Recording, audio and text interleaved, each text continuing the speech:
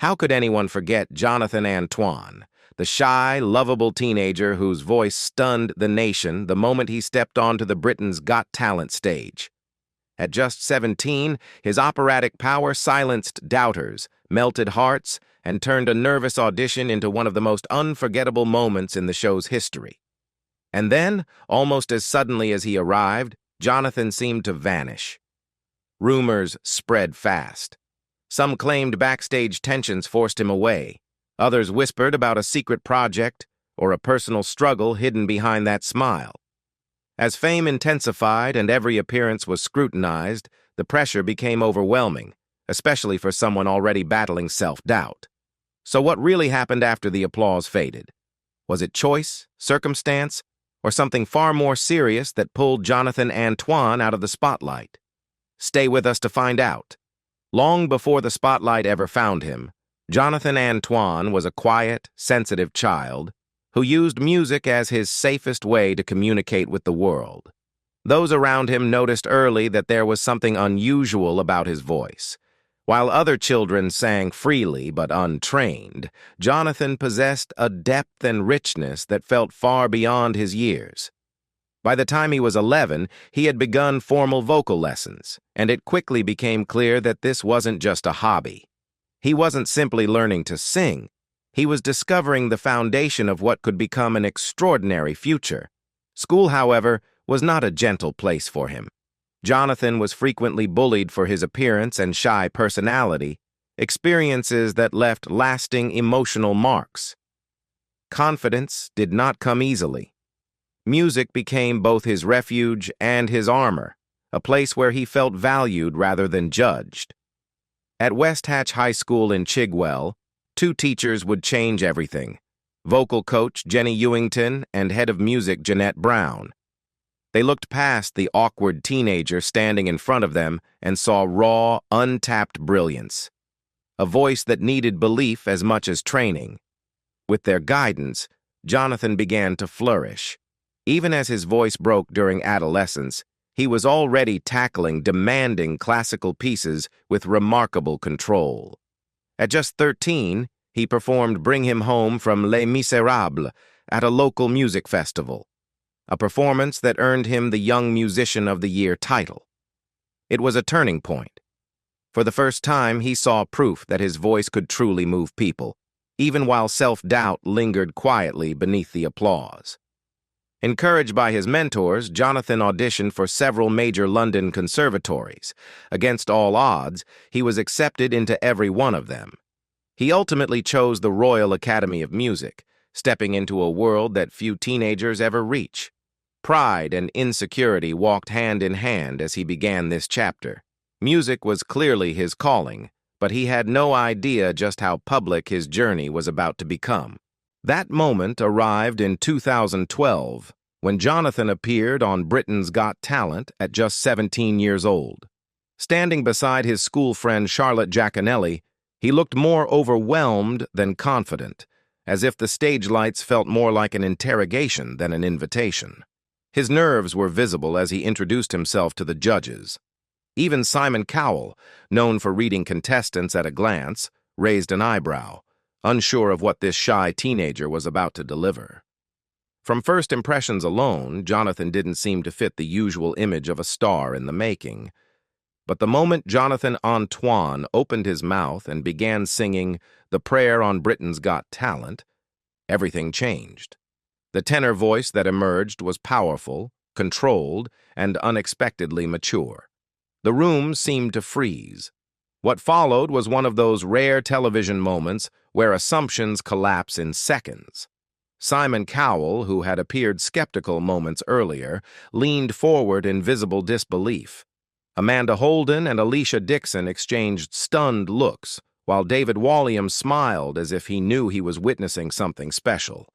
Jonathan's operatic voice blended seamlessly with Charlotte Giaconelli's soaring soprano, creating a duet that felt almost cinematic in its scale and emotion. Within minutes, two unknown teenagers had become national talking points. Their auditions spread rapidly online, attracting millions of views in just days. For Jonathan, life changed almost overnight. He went from being a quiet student who had endured bullying to a young man suddenly celebrated across Britain and beyond. Strangers stopped him in the street to praise his voice. Newspapers dubbed him the new Pavarotti and the boy with the golden voice. But behind the headlines, Jonathan struggled to keep pace with the attention. The praise was intense, relentless, and often overwhelming. While Charlotte appeared more comfortable stepping into the spotlight, Jonathan often seemed startled by it. His talent was unquestionable, but emotionally, he was still catching up with the speed of his newfound fame. The partnership between Jonathan and Charlotte was never carefully manufactured. It was a natural extension of a friendship formed at West Hatch High School. They had bonded over music long before television cameras entered their lives. Charlotte's confidence and outgoing personality balanced Jonathan's shyness, and she often steadied him when nerves threatened to take over. Their connection felt genuine, and audiences responded to that authenticity as much as to their voices. After their success on the show, the duo signed a recording contract with Psycho Music. For two teenagers still figuring out who they were, it was an extraordinary leap. Their debut album, Together, released later in 2012, featured operatic and classical crossover favorites and found an audience far beyond the UK. It confirmed them as rising stars in the genre almost overnight. They followed it with Perhaps Love in 2013, showing clear growth as performers. For Jonathan, however, the journey was bittersweet. While he delivered powerful performances on stage and in the studio, privately he continued to wrestle with insecurity. As time passed, subtle differences between the pair became more apparent. Charlotte felt drawn toward a more contemporary musical direction, while Jonathan remained deeply committed to classical and operatic tradition. Their voices still complemented each other beautifully, but their artistic paths were no longer fully aligned. By 2014, it became clear that their journey as a duo had reached its natural conclusion. In February 2014, Jonathan Antoine and Charlotte Giaconelli announced that they would be going their separate ways professionally. There was no fallout, no hidden drama, and no personal rift behind the decision. It was simply an honest recognition that they were growing into different artists. Both had been offered solo recording contracts with Sony Classical, and both understood that their individual voices could only fully develop outside the structure of a duo. For Jonathan, the shift was both liberating and deeply unsettling. Without Charlotte beside him, there was no shared spotlight and no one to absorb the weight of expectation. Going solo meant more than performing alone. It meant defining himself as an artist on his own terms. His debut solo album, Tenore, released in October 2014, was a bold statement of intent. Rooted firmly in the operatic tradition, the album featured classical pieces such as Panis Angelicus and La Donna è mobile, highlighting the power, control, and emotional maturity of his voice. Critics responded positively, praising his technical precision and expressive depth. Many noted that Jonathan had successfully moved beyond the label of talent show discovery and established himself as a serious young tenor. The album's reception confirmed that his success wasn't a novelty fueled by television exposure. It was built on genuine ability. Still, the transition came at a cost. Without the safety of a partnership, Jonathan found himself under intense scrutiny. Every performance, every interview, and every public appearance was analyzed. For someone who had long struggled with self-confidence, that level of attention could feel overwhelming. Beneath the professional milestones, Jonathan carried emotional wounds that predated fame. Long before Britain's Got Talent, he had endured years of bullying, experiences that left lasting scars. Music had been his refuge, but it hadn't erased the pain. Even as his career advanced, those memories lingered.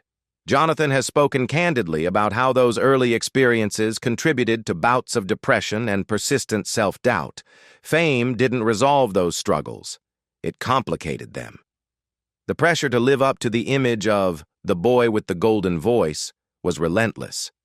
Social media amplified both praise and cruelty. While many admired his talent, others focused on his appearance, his weight, and his reserved nature, often reducing him to surface-level judgments. For a young man still shaping his identity, that constant commentary was heavy to carry. His physical transformation became a noticeable chapter in the years that followed. Throughout his early career, Jonathan's weight was frequently discussed in public, sometimes with unkind undertones. Though his voice was widely celebrated, his appearance was often scrutinized. Over time, he internalized some of that criticism. Eventually, he chose to make changes, not to appease others, but to improve his own health and quality of life. Through healthier eating and gentle exercise, particularly walking, he gradually lost weight. Jonathan has been clear that the motivation came from within. He wanted to feel stronger, to have greater stamina on stage, and to take care of his long-term well-being. That distinction mattered. Fans responded warmly, not just to the physical change, but to the renewed confidence and energy that accompanied it. Despite the renewed attention on his appearance, Jonathan never lost sight of what mattered most to him, his voice. The transformation wasn't about becoming someone else. It was about reclaiming control, both physically and emotionally. While Jonathan Antoine has always been known first and foremost for his voice, public curiosity has often drifted toward his personal life, especially his romantic one. Having entered the spotlight as a teenager, questions about dating followed him early on. Much of that speculation initially centered on his close partnership with Charlotte Giaconelli. Their onstage chemistry was undeniable, but Jonathan was firm in shutting down any suggestion of romance. He described those rumors as uncomfortable and even creepy, explaining that their bond was rooted in friendship and felt far more like a sibling relationship than anything romantic. Years later, Jonathan offered a rare and genuine glimpse into his private life when he confirmed a relationship with a Canadian woman named Michelle Doucet. Unlike the speculation that came before, this was a relationship he spoke about openly and warmly. They met online through a web chat service, and what began as simple conversations gradually deepened into something meaningful.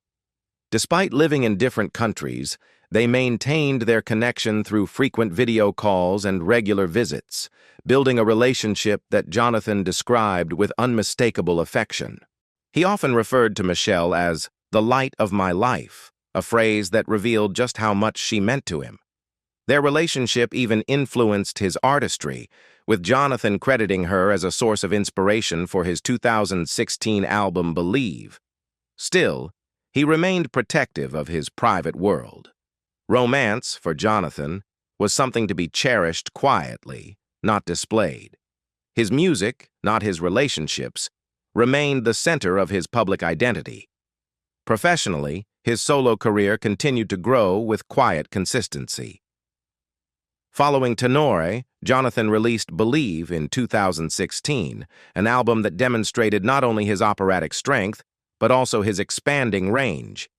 Blending classical, sacred, and crossover material, the project reflected a musician growing more confident in both his voice and artistic direction. It showed an artist willing to evolve without abandoning his roots. In 2020, Jonathan released Going the Distance, an album shaped by the uncertainty of a world in lockdown. At a time when audiences were searching for comfort, his music offered calm and reassurance.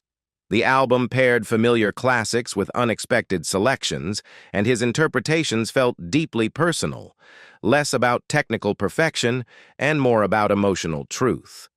Fans responded strongly, recognizing not just a former talent show standout, but a fully formed artist. Live performance became another cornerstone of his career.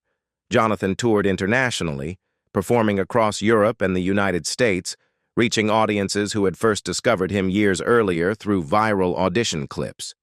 These performances expanded his global presence and provided the foundation for long-term professional stability. Though he has never chased celebrity excess, Jonathan's sustained success has translated into solid financial security. Estimates place his net worth between $1.5 million and $5 million, reflecting steady album sales, touring, and international appearances. Yet he has consistently emphasized that music, for him, has never been about money. Connection, healing, and expression have always mattered more. As his career matured, Jonathan began looking inward. In 2022, he shared a deeply personal revelation on Instagram. He had been diagnosed as autistic. Rather than unsettling him, the diagnosis brought clarity. It explained lifelong feelings of difference, why social situations drained him, why fame felt overwhelming, and why music had always been his safest refuge. Experiences he once viewed as personal shortcomings suddenly made sense. Jonathan spoke openly about how the diagnosis reframed his life. It helped him understand himself with compassion rather than frustration. By sharing this publicly, he strengthened his bond with fans, many of whom found comfort and inspiration in his honesty. He showed that being on the autism spectrum was not a limitation, but simply another way of experiencing the world. Rather than presenting a polished image of perfection, Jonathan chose authenticity. The diagnosis marked a beginning, not an end, giving him tools to protect his mental health and move forward with greater understanding. He sought support, leaned on family and friends, and became more open about mental health struggles. In doing so, he offered hope to others navigating similar challenges. Jonathan has since supported campaigns promoting kindness, neurodiversity, and self-acceptance. Teachers and parents frequently share how his story has inspired young people facing bullying or self-doubt. These moments, he has said, mean just as much to him as applause on stage. Extending that mission, Jonathan co-authored a children's book, Jonathan and the Porcupine, aimed at helping kids cope with bullying. He also appeared in the documentary Anxious Nation, exploring mental health challenges in modern society. Alongside this, he has spoken about wanting to make music more accessible to children from disadvantaged backgrounds, recognizing how transformative it was in his own life. Whether through new music, advocacy, or quiet acts of compassion, Jonathan Antoine has reshaped his journey into something far deeper than early fame. His story continues, not as a vanished prodigy, but as an artist and human being determined to use his voice with purpose.